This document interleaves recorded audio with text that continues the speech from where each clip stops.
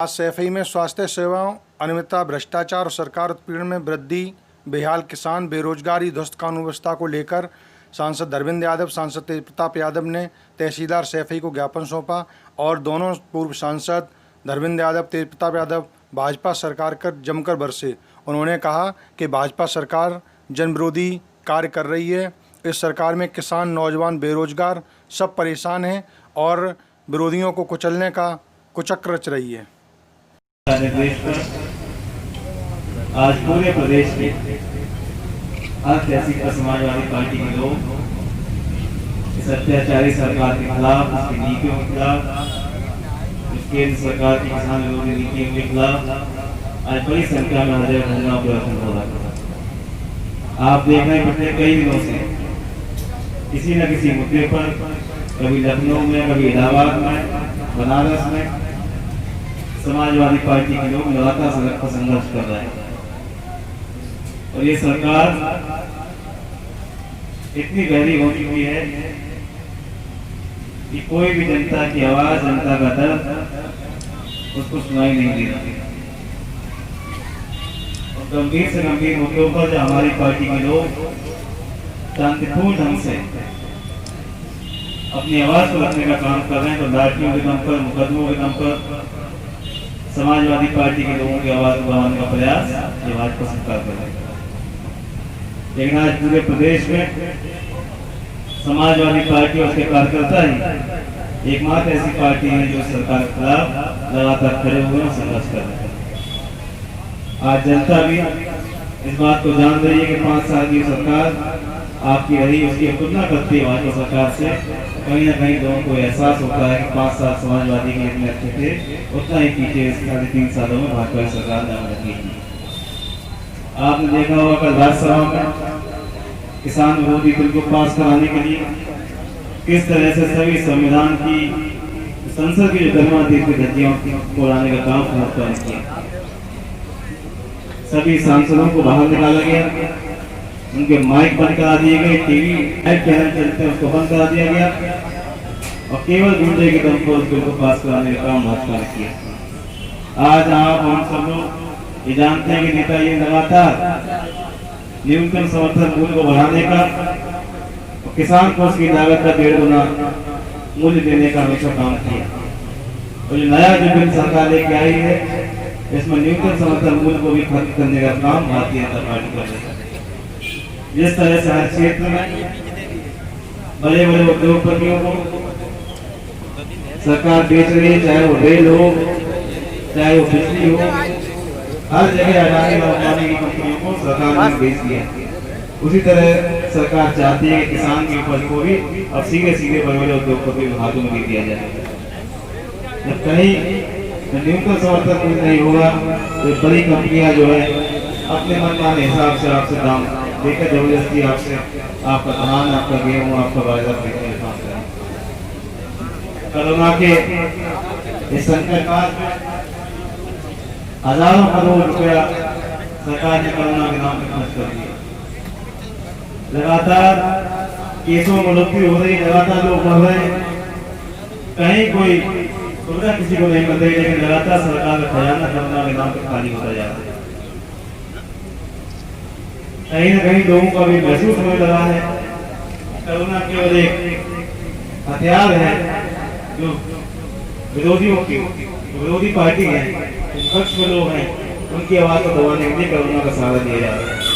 आज मैनपुरी में धरना प्रदर्शन है, कोरोना के प्रोटोकॉल का हवाला देते हुए वहाँ धरना प्रदर्शन की अनुमति प्रशासन ने दी। लेकिन मुझे उम्मीद है जितने सभी हमारे युवा साथी हैं, बड़े लोग हैं, आपके जोश को देखते हुए, आपके हौसले को देखते हुए क्या वो दिन दूर नहीं जब प्रदेश में दोबारा से समाजवादी पार्टी सरकार।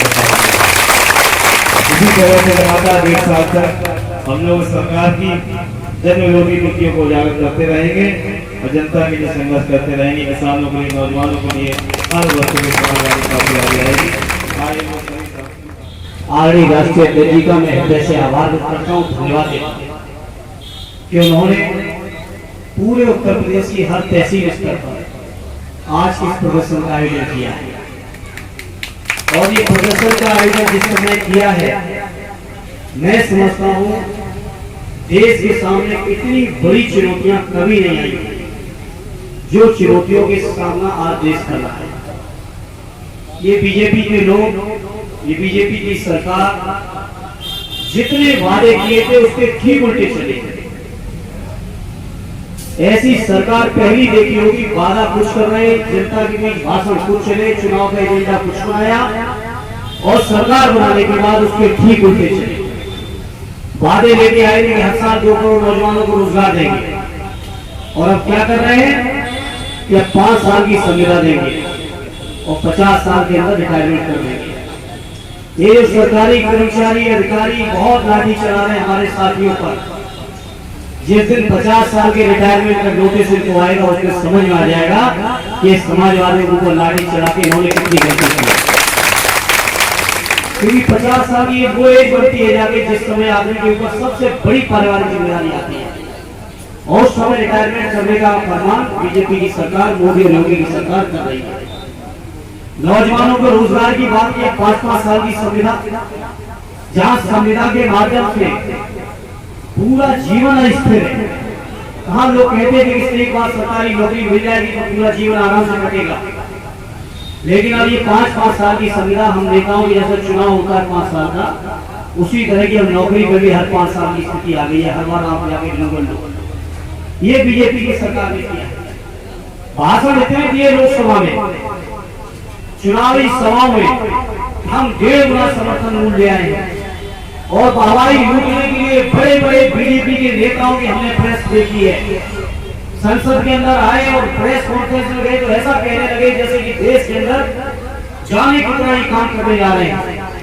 लेकिन जो हालत की है, जिसे टेलीग्राफी में चर्चा की, पिछले 3-4 दिनों से संसद की गतिविधियां आप देख रहे होंगे, लोकसभा की गतिविधियां देखी, कल राज्यसभा में तो मैं समझता हूँ, मैं भी 15 साल से संसद में हूँ रहा, ऐसा मैंने दुर्भाग्यपूर्ण समय कभी नहीं देखा कि जिस तरह से बीजेपी के लोगों ने किसानों का के खिलाफ ये काला कानून पास कर दिया है।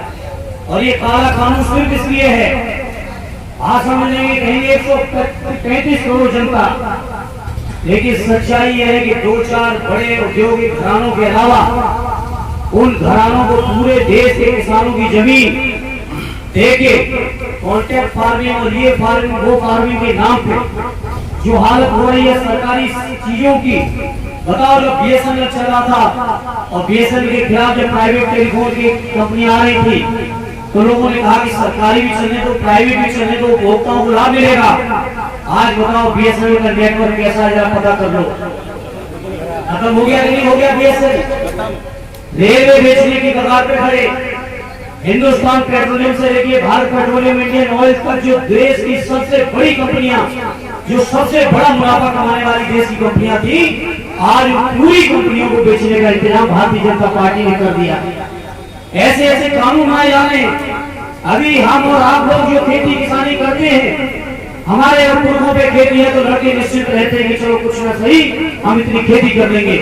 लेकिन ये जो कॉन्ट्रैक्ट फार्मिंग आ रही है, जिस तरह से समझौते हो जाएंगे, आप सोच लो कि जब एक बार बड़े उद्योगपतियों के हाथ में अगर आपकी खेती का समझौता चला गया, कहीं आपने कोई समझौता कर लिया, तो क्या आपकी औलादें तक वो खेती कभी छुड़ा पाएंगे? इस बात का अंदाजा लगा लो, आप नहीं छुड़ा पाएंगे। भाषण दिए थे कि एमएसपी के नाम पे हम 1.5 गुना समर्थन मूल्य लाएंगे, लेकिन कल जो कानून बना के कल इन्होंने पेश कर दिया है, पास कर दिया है, उस कानून के बाद मिनिमम सपोर्ट प्राइस नाम की इस देश के अंदर कोई चीज नहीं बचेगी। जिस सौदे पे जिस पे मन करेगा व्यापारी, अभी तो थोड़े बहुत आड़ती मन चाहे देते थे, किसान को कहीं ज्यादा जरूरत है तो सस्ते बेच दिया, मजबूरी बेच दिया। लेकिन आने वाले समय में जो व्यवस्था लागू हो रही है, इस व्यवस्था के बाद फिर किसान के मन का मूल्य किसी भी फसल पे नहीं मिल पाएगा। ये व्यवस्था बीजेपी कर दी है। और आज मैं कहना चाह रहा हूँ इस मंच से, पत्रकार मित्रों, नोट कर लेना, ये मोदी जी की ये नीति, जिस तरह से देश को नोटबंदी ने बर्बाद किया था, जिस तरीके से देश को जीएसटी ने बर्बाद किया था, उससे ज्यादा बर्बादी ये किसानों का कानून इस देश में लाने वाला है।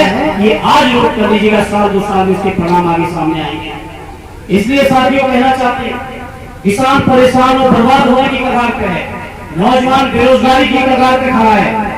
जो सरकारी कर्मचारी थे, जो अपना जीवन सुरक्षित मानते थे, उसमें 50 साल का होने दीजिए, उन सबके भी जीवन असुरक्षित होने जा रही है।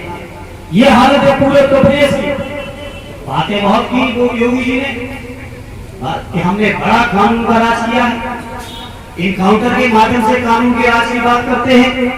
लेकिन आज जिस तरह से उत्तर प्रदेश के अंदर, पूरे देश के अंदर जिस तरह से कानून व्यवस्था की धज्जियां हो रही है, जिस तरह का अत्याचार हो रहा है, अन्याय हो रहा है, लोगों पे शोषण हो रहा है, महिलाओं का, बुजुर्गों के ऊपर अत्याचार हो रहा है, जातियां टारगेट कर करके अत्याचार हो रहा है, ऐसा मैं समझता हूँ आजादी के बाद उत्तर प्रदेश और हिंदुस्तान के किसी राज्य में कभी नहीं हुआ था।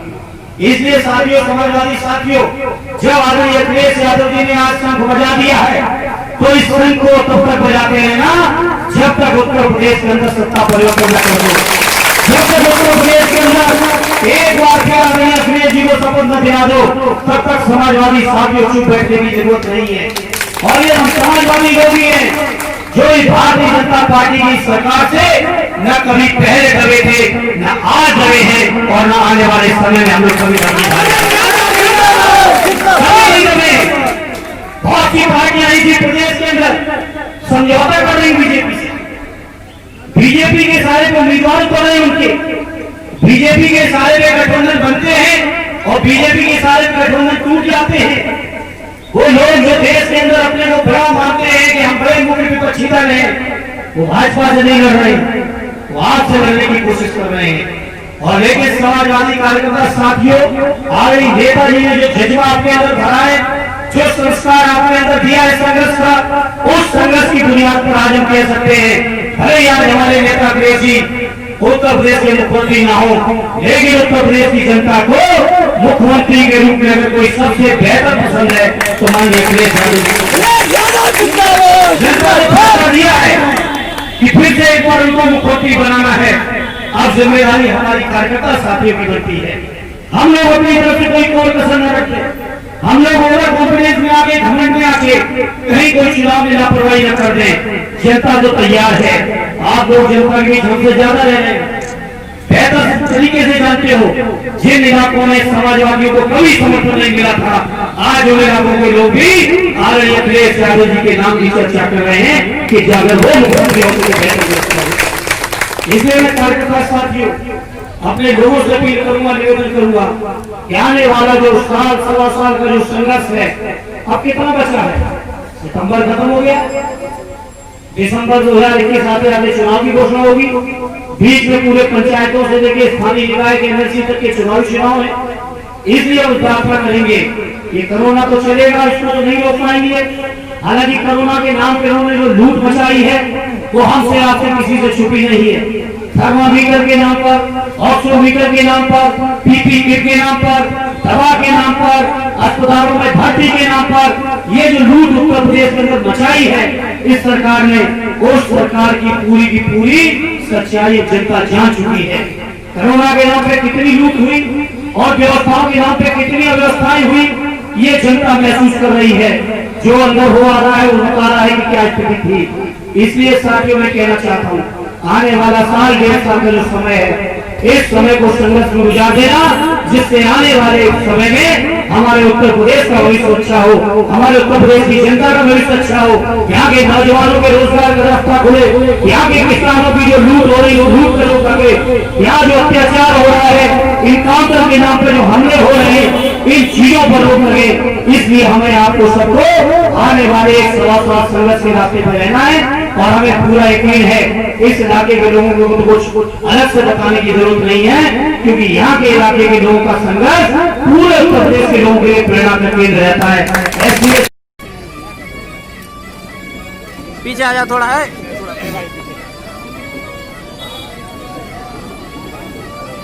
किसान विरोधी सरकार